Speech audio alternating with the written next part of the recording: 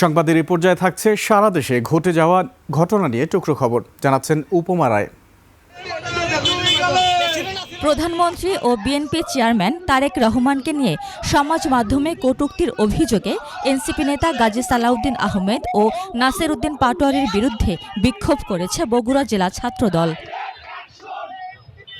গোপালগঞ্জে নিখোঁজের 2 দিন পর মধুমতি নদী থেকে গ্রিন ইউনিভার্সিটির এক শিক্ষার্থীর মরদেহ উদ্ধার করেছে পুলিশ।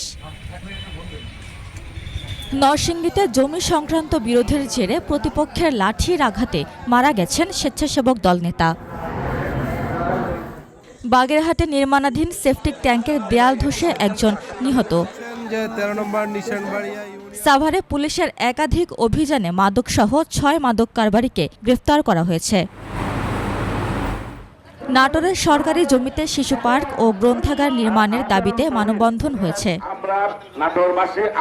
পঞ্চগড় সীমান্ত এলাকার মানুষের জন্য বিনামূল্যে চিকিৎসা ও ওষুধ বিতরণ করেছে পঞ্চগড় 18 বিজিবি ব্যাটালিয়ন।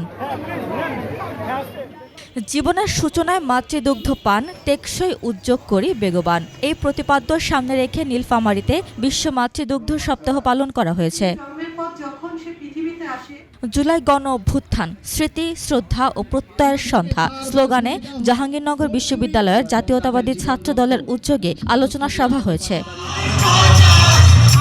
সিরাজগঞ্জের সলঙ্গা জুলাই গণ অভ্যুত্থানের 2য় বর্ষপূর্তি উপলক্ষে জুলাই সনদ বাস্তবায়ন ও গণহত্যার বিচারের দাবিতে মিছিল সমাবেশ হয়েছে।